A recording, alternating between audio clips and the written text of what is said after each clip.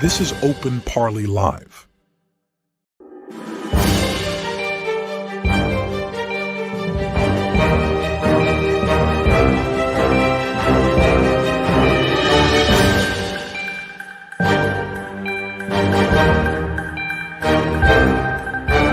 This is Open Parley Live. Hello and a warm welcome to Open Parley Live here on Open Parley. My name is Lynette Manzini. Thank you very much for joining us. In today's conversation, we want to talk about the new currency, the ZiG, the Zimbabwe gold. And we want to find out what our panelists think about this currency and to what extent it will impact the economy. So on the 5th of April 2024, the Reserve Bank Governor, John Mushayavano, launched the new currency, the Zim gold. This currency is said to be backed by gold, like the name suggests.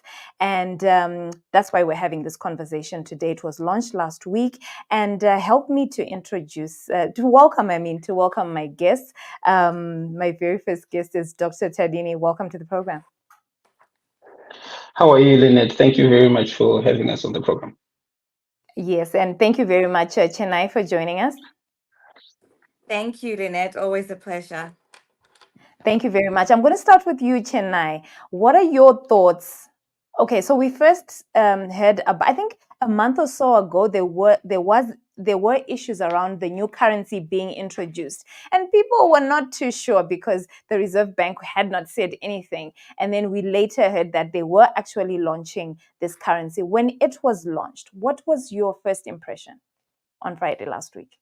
I was very disappointed, I think is one word I can use to describe the feeling.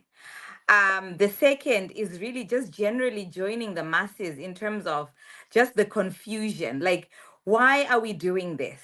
Because as you know, local currency only takes into account, I think, about 15% of the transactions in the economy. So why are we having to go down this path? And in the same week, we have Mnangagwa saying that, the country is in dire straits. We've got an emergency situation on our hands. What is happening with that? And then suddenly we've got a new currency. And also just really confusion is another word that comes to mind, because there's so many things that are as yet unknown about this currency. And so it was kind of like we've not really had any consultation. We've not had any, there's no contracting between the citizens and the central bank in terms of understanding what this is, why we're having it, how long it's going to be like that for, and what it means generally in terms of currency in the country. So these are some of my immediate concerns on Friday. And in all honesty, when I actually heard the talk about a new currency coming, I thought it could have just been the rumor mill going wild. It was that absurd to me that we would at this stage be looking to launch a new currency. And mind you, it's not money. We need to make the correction in the room that this is not fiat money. This is money that is supposedly backed by some asset. And still to today, we're almost 1 week since last Friday, and nobody really knows what this asset is. So, it's pretty much very, very confusing state, quite perplexing, and we are really wondering, what is it that they're trying to achieve? Because why are we doing this and running the country down this path when we're trying to account for 15% of economic activity in the country? The majority is pretty much using dollar. So what really is going on behind the scenes? Thank you very much for that, Chennai. So Chennai says she was disappointed. She was confused. She didn't even understand why they were launching this currency. Dr. Tadini, your first impression? Yeah, I think on Friday, what came to mind is the age-old saying that the more things change, the more things stay the same. I was expecting a lot from the governor. He comes with a lot of high credentials and a lot of experience, and supposedly he has the right tools to take Zimbabwe forward. But unfortunately, his first move was to follow in the step of his predecessors, cross out the zeros. But at least to just appreciate what he has done, he found a better means to cross out the zeros, more complicated, sophisticated, and of course adding confusion to the zeros as all the predecessors before him um, did. Okay, it's unfortunate that I lost you a little bit, but you spoke about the same confusion. So the confusion is pretty common across the board because there was a lot of confusion. Even there is a lot of confusion right now. I wouldn't know how much I'd need to transact. I think it's there in the papers. But let's talk about, the awareness raising. They didn't raise awareness about this. I went to the bank before it was launched when I found out that they were launching it on Friday. Because of past experience, I tried to remove every last cent I had in the bank so that I keep it in the house, which was much safer. I was afraid it was going to be 1-to-1. So I went to grab my US dollars. But in terms of raising awareness, in the past, they have done it differently. Even when they're launching certain things like the Victoria Falls Stock Exchange, they would really explain what it is, what it's supposed to do. Chennai, what can you say about the awareness raising, trying to, rope in the public and, warn them about what's coming? Okay, so it's a couple of things because we're not just talking about awareness raising, as it were, just for just, right? Because even our constitution talks about property rights. Your money is your property. Money is your asset as an individual, right? And the transaction is, I have my asset, which is money. I take that asset to the bank, any bank in Zimbabwe, and that bank is regulated, monitored by the central bank, right? That is the contract, the transaction that is happening between the citizens and the Reserve Bank, as well as the financial services industry at large. So if anything changes that has an impact on my asset, there is a requirement, a legal requirement, because when we're talking about property rights, for whomever wants to change it to inform me, whether that is the bank I am banking with. I live here in the UK. If a bank wants to even change your overdraft terms, they have to first apply to the central bank to say, this is what we want to do, to the conducting authorities, right? And then they have to inform the customers, as of this date, this is what will happen. These are the processes. This is how it's going to impact you, and this is why we're doing it. It's not just a nice thing to do. It's about respect of property. And we did not have any of that. As late as yesterday, the governor continues to decide on people's assets. We saw the exchange directive coming up about, if you've had a retention taken from you, this is what we're going to do with your money. And that's not right. It's actually illegal. It's not just an awareness just for jail. Let's make them know. This is about property rights. And this is how investors will perceive ourselves as a country, to say, you put your money in Zimbabwe, you have no control over it. You don't know what's going to happen. The government will say to you, give me 25% and I'll give it you back in this way. And tomorrow they can change their minds and give it back to you after 2 years. I mean, what kind of country? We can't honestly be serious when it comes to investors, when it comes to just the general contracting between the government and the people of Zimbabwe. This is how little regard they have for their own people, that they can't even respect your hard-earned money. So there was no consult, at least a 3 month. Unfortunately, we've just lost. Okay, there we go. Oh, You had said, go ahead. okay, so I'm not sure where you lost me, but You said what there I was was no consultation. yes, there was no consultation at all. And not only that, we also we had a new governor and a new currency, and the monetary policy statement being launched on pretty much the same day. And that can't be, because at least you need the monetary policy statement to give you a heads up on what's coming, a baseline of what's happening, right? And then you need to spend some time, the new governor.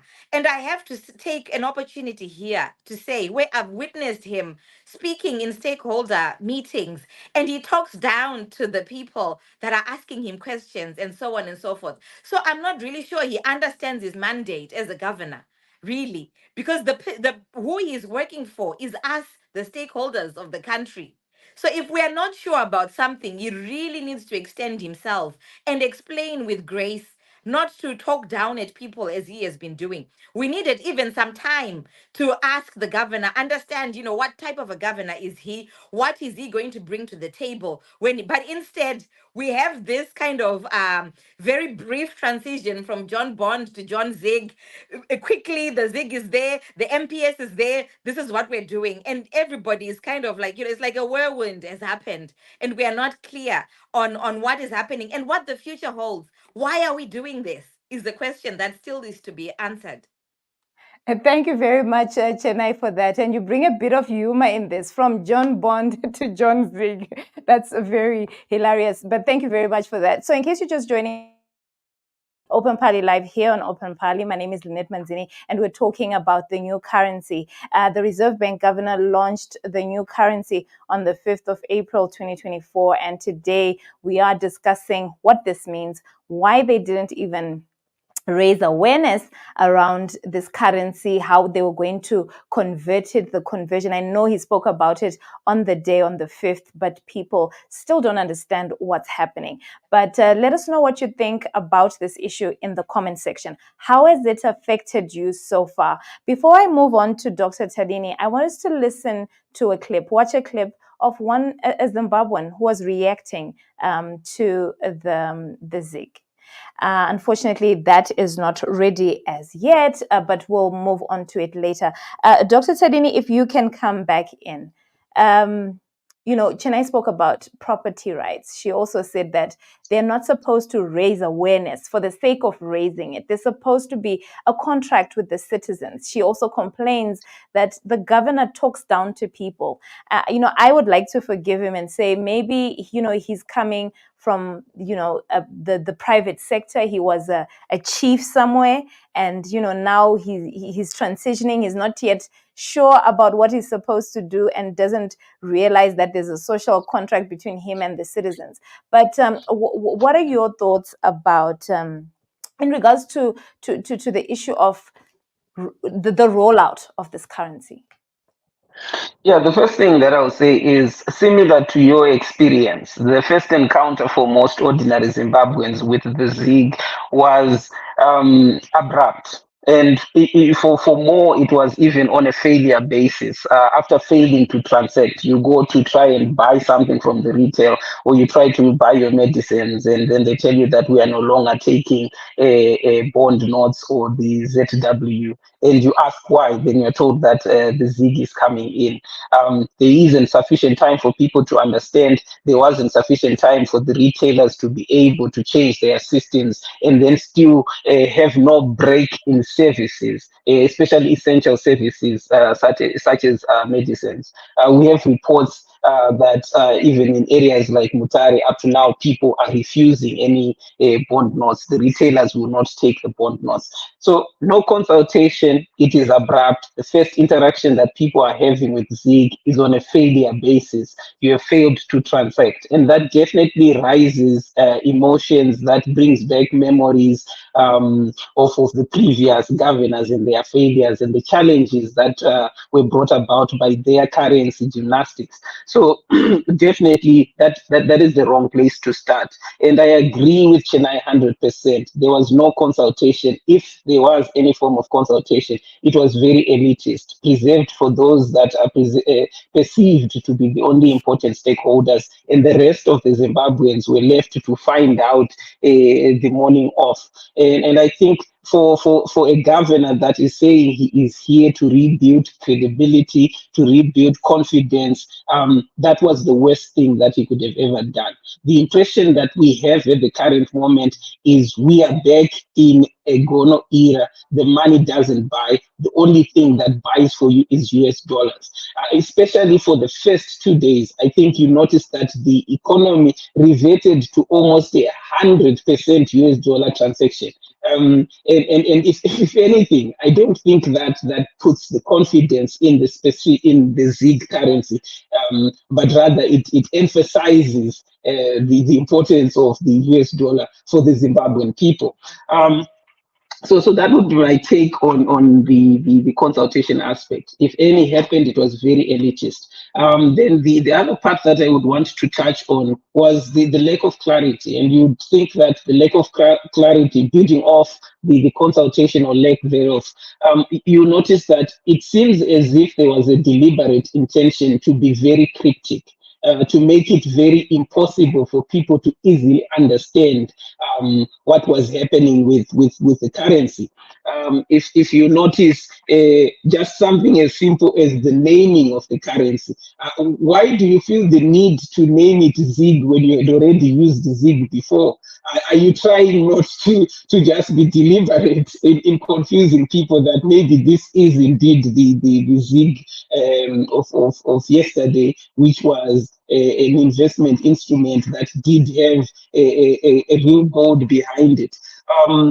So that's one. And if you notice also the education aspect of it, there hasn't been real effort to try and educate people on what are we going into, and how do people really understand just the conversion from ZW to this new ZiG. And I think those are the major challenges, and they speak to a lack of clarity, but I have to say it seems as if the lack of clarity is intentional. There is a deliberate move to confuse investors, a deliberate move to confuse the masses.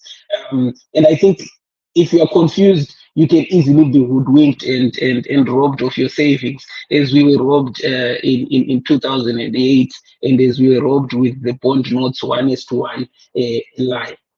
Thank you very much, Lynette. I'll pause on that.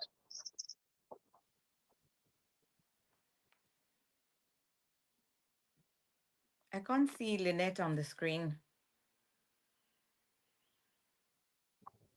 Okay, I think maybe we have lost her to network. Hopefully they reconnect. I'm not sure what we should do. I'm just going to check on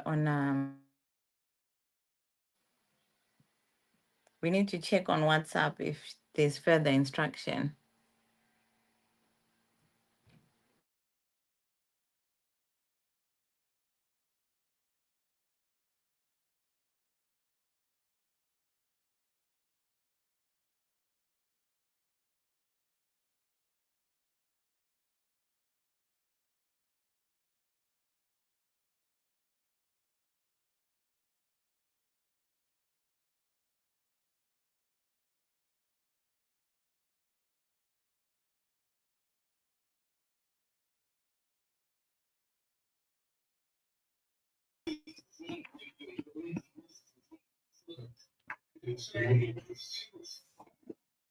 Okay, guys, I'm back. My sincere apologies for that. So the internet is playing tricks on me again. I hope you can hear me. My sincere apologies about that.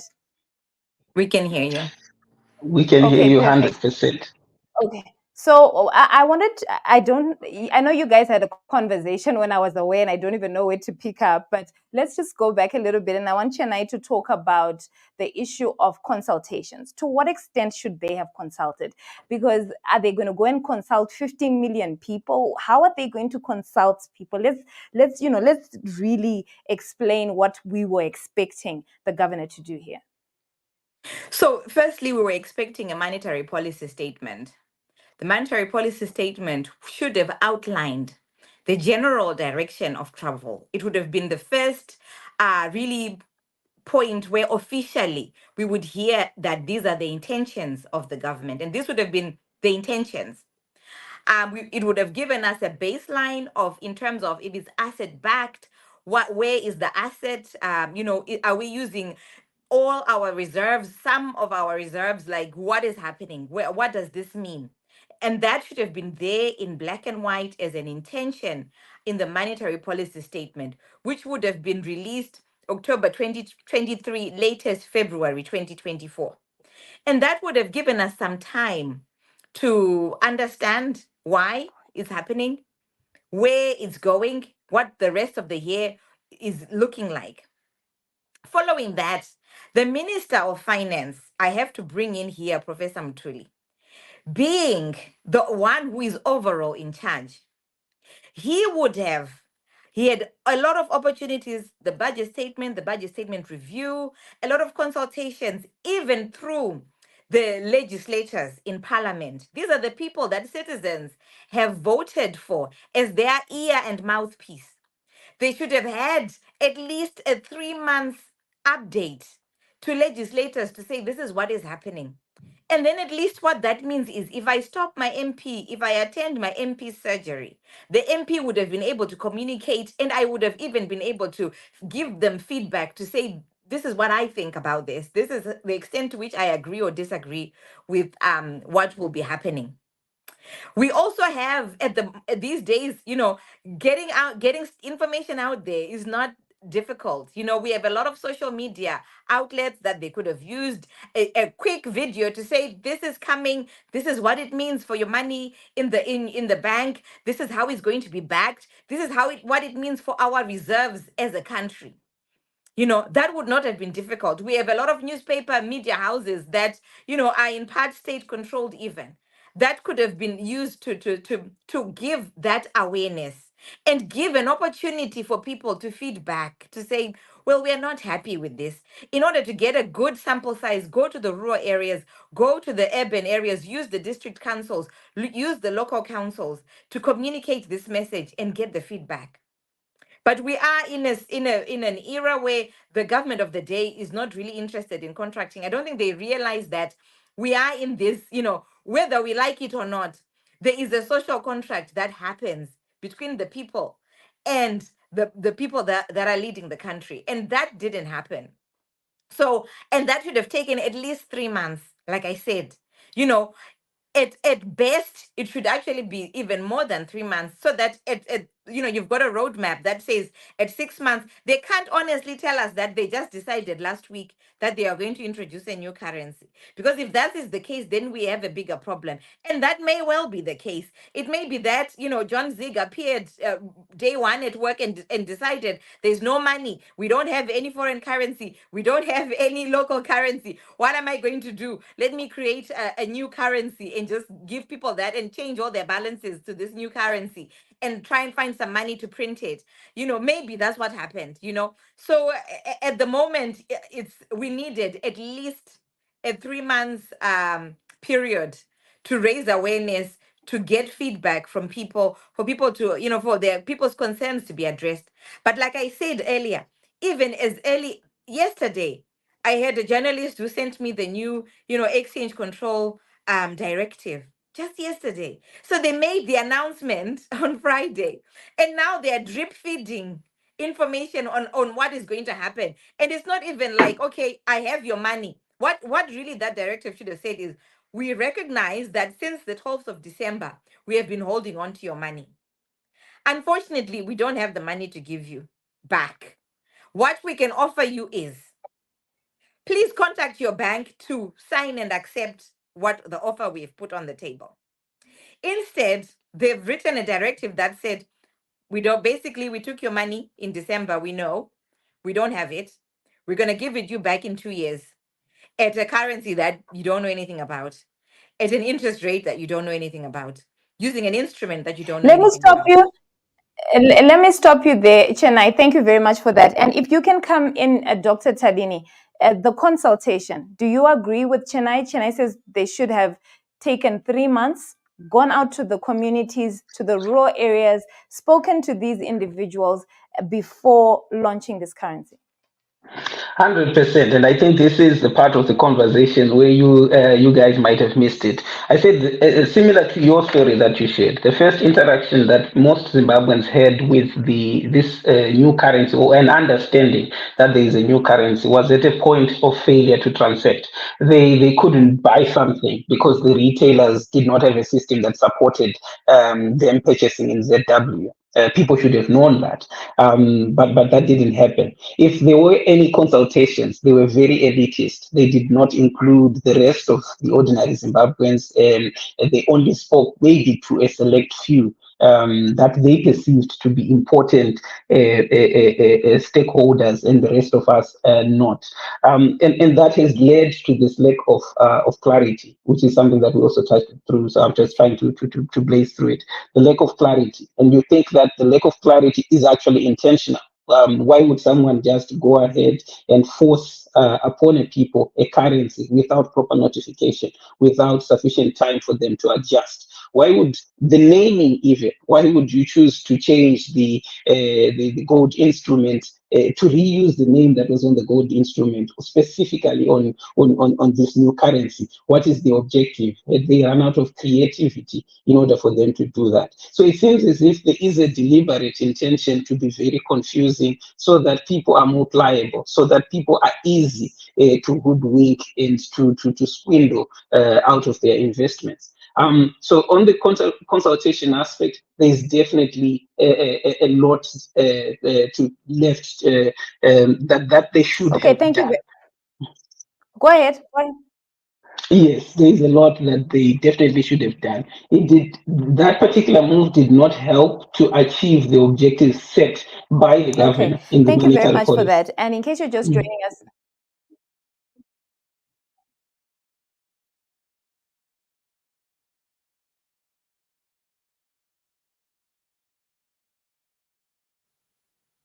Have we lost Lynette again? Yes, I think we have lost Lynette again. But this speaks also of our other challenges. You notice that the main problem is not just the currency, or at least currency is not an isolated problem. You don't have connectivity and you want a proper economy to run. You do not have power. You do not have sufficient power. We still have serious power challenges. The production, even, is not one that we could boast about. So we definitely have serious problems that compounded with this whole currency challenge bring about, the images of disaster. For Yeah. sure. And I think it's a very important point when we're considering even our own value. We have no value in our economy. Mhm, That's the first thing. So at mhm. the moment they're trying to say, oh, let's get another currency. But really what is missing is value. And this currency is maybe being driven by perception. That's the only asset that we have, is how do people perceive it, because we don't know what is backing it. They said initially it was supposed to be a structured currency.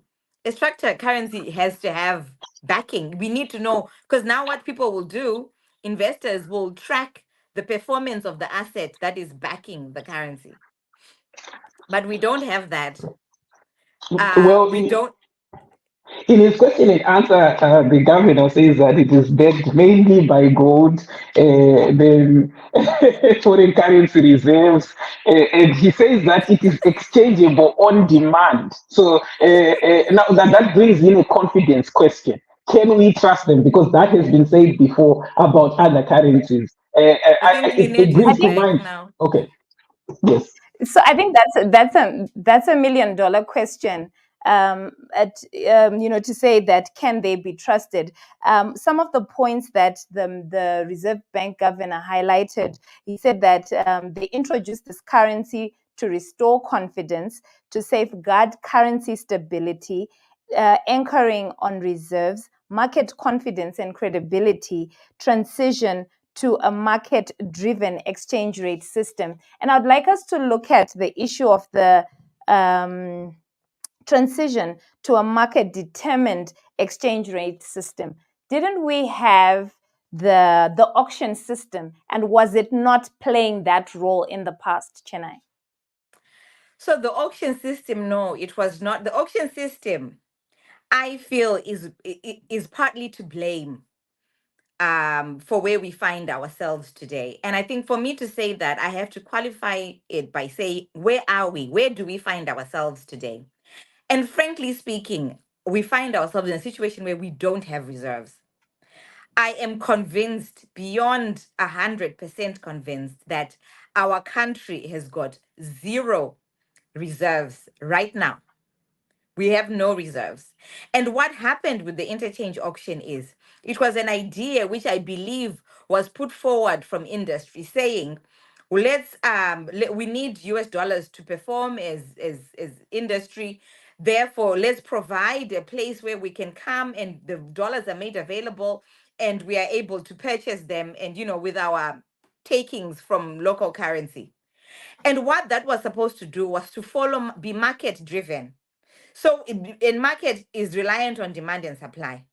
But what John Bond did was he then introduced this with a pegged regime. So it was not an auction.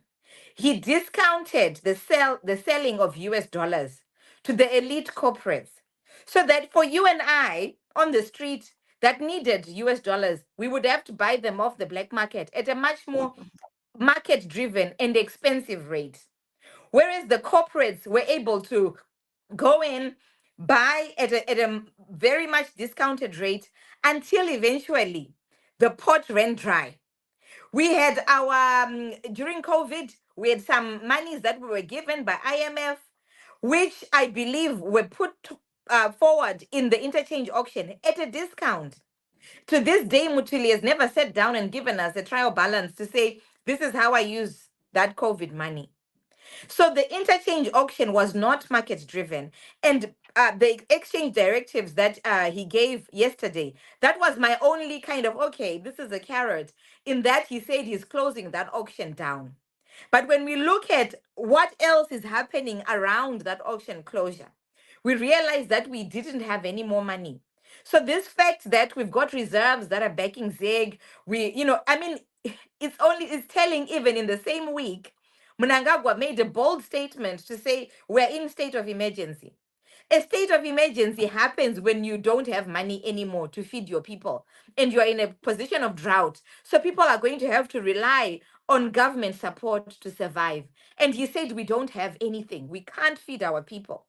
So that's another Let's indication that we don't necessarily have the reserves that we're talking about. So the interchange auction, the disbandment of it, I think is a good thing. But when we look at what was happening in and around it, what has happened now in terms of the owings and the money that was owing to different people that was taken in December, and they can't make good of any allotments that were made in December.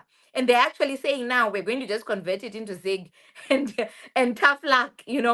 So these are and talk indications about to say we don't confidence. have any more money. And this is happening at a time when they're saying that they want market confidence and credibility. And they're saying, we took your money and we're just going to give you a ZiG. Dr. Tadini, let's talk about the issue of confidence. We're starting off on a bad note here. Yes, 100%. Of course, the move to bring the president to the Reserve Bank and to open the vote was intended to bolster some of that confidence. But I think that was very bad PR and it went horrible. 1.1 ton, horrible cabinet to begin with. It does not inspire confidence. The cabinet itself did not inspire confidence. Then the statements that we have about 100 million in cash, and then we have another, I think, 1.5 or so tons of gold being kept somewhere, also didn't really bolster the confidence as they intended. If anything, the visit by the president to the Reserve Bank brought that confidence down. And you have to understand that John 2 is carrying the cross from John 1, is also carrying the cross from former Governor Gideon Gono. People have no confidence at all in any of the currencies that are coming from the government because of what the government has said and the government and has not been able to fulfill because of the promises made that were broken. You look at you look at Governor Gono and his different currencies. A lot of people lost their investment, so they are not going to trust anything apart from what saved them from the actions of Gono, which was the US dollar. Then you move to John First. He had his issue with bond note 1:1. People believed him, or at least were forced into going along with it. Then within very limited time, they lost their value again. So and now you are having a similar scenario where you are giving people assurances, the exact same assurances they were given by his predecessors, that I am not going to be very reckless, I'm going to restrain myself. You can trust me when I say that I have these reserves. You can also trust me when I say that nothing is going to be nothing is going to happen to the reserves. And then he says, I'm also going to have a yearly audit. Unfortunately, that is not enough. We have absolutely no trust for the government on the basis of the history that we have had. There's a reason why we all don't touch fire at this age. We have touched it before and it burnt us. That is the scenario that we have here in Zimbabwe. There is a lot of history. There's a lot that needed to be done in order to inspire that confidence, and having a yearly audit is not going to cut it. Having the president visiting to see a one-ton, a very old cabinet is also not going to cut it. I think the beginning point should have been a weekly audit, if not a daily audit, because that is how low the confidence is when it comes to the Zimbabwean government. That is how, that is the amount of credibility we can give to that institution. And any Zimbabwean who's being earnest and is not feeling threatened will tell you this on the street, that I would rather keep my money in USD. I hear what they're saying and the promises that they are making, but I cannot trust them. I cannot even trust that in a year they will have the audit to begin with. You see, so I think those are the major issues when it comes to the confidence. And the last part that I want to add to this issue of confidence is the governor is aware of what he should have done in order to inspire that confidence. He chose not to. Now, then the question is why? Why is it, given all this history, given all this data, there is a clear remedy to it? Why did they not take that path? Thank you very much, Lynette. Thank you very much for that. So in case you're just joining us, you are tuned into Open Pali Live here on Open Pali. My name is Lynette Manzini. I'm joined by Dr. Tedini and Chennai, and we are discussing the issue of the ZiG, the new currency, and how it is going to impact, or, you know, what our predictions, what we think is going to happen to this currency. And, you know, Dr. Tedini, when you were talking about the issue of confidence in Chennai as well, I was thinking of myself and I was like, I'm one of those people, those doubting Thomases. I said to myself, here we go again. I heard him saying, it's not going to happen under my watch. We won't print a lot of money. Gono said that. You know, John Bond, if I can steal Chennai's statement, said the same thing. And once he said that, I was like, oh, so we should expect a lot of printing of money. But we certainly hope that we are wrong, right? Because we want these issues to move well. The currency instability in this country, Chennai, has been quite a sticking point, has been a problem for a very long time. People have lost their money. You know, pensioners have nothing to write home about after working for many years. Do you think that now that it's backed by the gold reserves, supposing the gold reserves are there, I know you said that you strongly believe that there's no gold to talk about anyway. Supposing the gold is there and actually exists, do you think that it will help deal with exchange rate volatility? So that's you position your question in a very difficult way. But what I will say, Lynette, is in terms of currency, there are two forms of currency. This we need to understand this, right? We have what is called fiat money. Fiat money is your US dollar, your pound sterling, your rand. That is dependent upon people using it, the trading activities, right? People want to use the US dollar because it's a common currency wherever you go. So therefore, there's a high demand on it. Therefore, the value holds. Similarly to the US dollar, similarly to Zimbabwe, when we had our own dollar, back in the 80s, 90s. That's fiat money. What the ZiG is representative money, right? Representative money is backed by an asset. So if I give you ZiG and I say to you, our ZiG is gold backed, yeah? You will say, okay, how much gold is this backed by? And we will say is backed by this much gold. And what you will then do is say, okay, I will now treat this to say I've got a portion of gold. And as I'm looking at gold performing the indexing of gold on the markets, I am therefore placing value in the note that I'm holding on that. Yeah. So this is why we come back to the question of what is this backed by? When countries come up with situations like structured currency, it's a very stringent process, right? You cannot have the governor regulating himself and saying, I'm looking after your reserves, and I am also the one who is printing the money. They would have even introduced another regulatory authority that says, we are not even based in the UK. We have in Zimbabwe. We have now taken 2.5 tons of gold from Zimbabwe. We have placed it in this vault, and there it will stay. Then people say, okay, we get that now. We have 2.5 ton in a vault somewhere in the world being looked after by this legal authority, and nothing is happening to that gold. Therefore, I can trust to say my ZiG that I'm holding, the worth of it, I can trust to track gold because I know I've seen it and it's strict and it's regulated and I'm happy. We do not have that. You've mentioned that John ZiG is saying he's not going to be printing money. This is printing money. This is exactly what he's doing.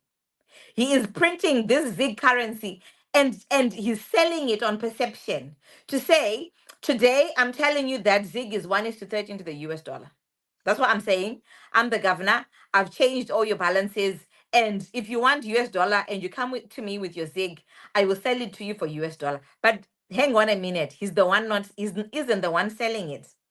He has now devolved the selling to authorized dealers. Who authorized dealers accept you to buy the US dollar using 1:13 on the ZiG? Will they accept that?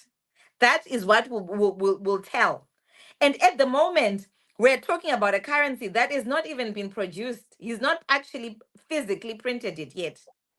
So why the rush? Why didn't he use the time between now and 30 April, where he's saying that the notes and coins of it are going to be available, to do at least 3 weeks consultation, 3 weeks understanding, 3 weeks of getting the correct regulatory instruments in place? What we have now is just demand situation where they're just commandeering to say the statutory instrument, we have power from the president. This is what we're doing. They're not instruments set out to protect the consumer. They're not instruments set out to give the consumer some assurances. They're just set out to tell us what they're doing. So at least maybe he would have given himself 3 weeks to have those conversations to decide, because I saw even in the exchange directive that came out yesterday that some instruments are still to come. So why go live on something when legally you're not sure where you stand with it? So, there's no stability that will come from the ZiG. In fact, things will get worse because at the moment they're speaking of it in direct relation with our use of the US dollar in Zimbabwe, and the US dollar is is our main currency 85% of the time. But what they're doing now is a situation where we have bad money chasing the good money, and inflation loves that. So we are going to suddenly find ourselves. He says in one of his comments, come and talk to me in June. And I am saying in June, you're going to be in hyperinflation mode. Things are going to get extremely worse. I hope that things don't get as worse as they can get until December. But the way things are going, I would say probably until June. And it seems like he's reading from his predecessor's handbook, because Dr. John Mangujga said the same thing. He said we needed to give him time when he introduced the bond notes, when people were saying it's literally, bad money chasing after good money. And he's saying, come and talk to me in June. He's still, stealing a note from that particular book. But unfortunately, we have run out of time, and the internet is also erratic. I also see it trying to drop. I'll give Dr. Tadini an opportunity to chime in on what you had raised before we close. Yeah, just as a closing, I'll say that our problem goes beyond a currency issue. We have a production issue, poor industrial policies. We have a power issue. We have even a connectivity issue. And all these affect the economy. So you are not going to be resolving the problems of Zimbabwe by printing currencies and making promises that are more hot air than anything. Promises that actually seem as if you simply went and read from your predecessor. As you rightfully point out, 3 months down the line, I'm going to be in this position. I promise you all that. And I think the other mistake that they're making is to think that Zimbabweans are inanimate objects that will just accept anything they say. We have been through this road so many times that everyone is definitely going to approach it with caution. And no one is going to store their wealth in ZiG. And that much I can assure you. Unless you are holding a gun to their head, they are not going to store their wealth in ZiG. Everyone is going to rush, make sure that the US dollar they can have, they will secure it. Everyone is going to be talking about the Nostro accounts to see if they are safe. And that might even affect those accounts. And people will start to think about taking their money to their safes and to their mattresses at home, or buying and building houses, or something that they feel a bit more secure. But no one is going to be rushing for the ZiG. And it is for obvious reasons. There is no confidence. We have the history to back it. We have the data points to back why we should be confident. You have not created new data for us to have confidence in you. You haven't taken actions, expected actions. Not even an expert in this field knows that you have a confidence and trust issue. So therefore, you need to resolve that one first and give the people confidence. You haven't taken those obvious actions. So no one is really going to be rushing for this. And I think there is a serious lack of political will in order for that really wants to see Zimbabwe succeed in this area. And that lack of political will tends to make very good men tend to very bad performers, very good women who are excellent in the private sector to be very bad performers, because it is not the economics, it's not the data that is going to be guiding. What is really going to be guiding is where does the political hand want to go and what does the politics want to do. And for the past decade, the politics has always wanted to do things that harm the Zimbabweans and favor those that the elite more than anything. So John Zig sounds more like John Wick. I like that. Is definitely joining a long line of excellent professionals that will amount to nothing because there is no political alignment that wants to see Zimbabwe succeed. Our solution lies in having politicians that want to see us succeed, that they will support the actions of the technocrats that we select. You can pick the best, but as long as we have the same political attitude, we are going nowhere. I am good at mixing chemicals.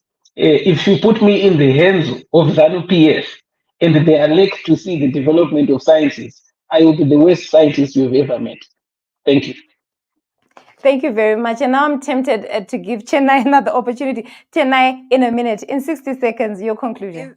In 60 seconds, I will echo what Dr. Tadini has said. When John Bond came about, it was because the then Minister of Finance, Chinamasa, had basically taken our reserves and paid IMF, and we had no money. We had a liquidity crisis. And so his answer to that problem was the bond and printing bond notes. We now are in a similar situation where, because of fiscal indiscipline, we have lost our reserves. The government has got no money. This is the why. And to respond to that, they're making things worse for everyone else. And so, unless, like Dr. Sedini said, we change the bigger picture, which is the politics, unless we introduce a new political will, then Zimbabweans every so often will be coming back. We're stuck in this cycle where you work hard, things feel like maybe they're getting a bit normal. You now know how to maneuver the system, and bang, something else happens. Your money is gone. It is, I know Dr. Shedin said it might affect your nostril. My strong belief, it will be irresponsible of me not to say that I believe that it will affect, especially based on the exchange directive that came yesterday, that it will affect your nostril, etc. So you've got to stay alert, keep your eyes on that money, because the people, the government of the day is got no responsibility towards it. So it really is entirely up to the people to look out for themselves. Thank you very much for that. I'd like to thank you, Dr. Tadini. Thank you, Chennai, for joining us today and giving us a bit of insight of your thoughts in regards to this issue. Thank you very much for joining us. Thank you. So there you have it, ladies and gentlemen. That was today's conversation. We were looking at the introduction of the ZiG, the Zimbabwe Gold. And, the speakers here saying that we need more than just to introduce a currency. We have a production issue. We have a connectivity issue. We have a confidence issue. So these issues need to be dealt with before we bring in the ZiG. So let us know what you think in the comment section. But until next time, my name is Lynette Manzini. Goodbye.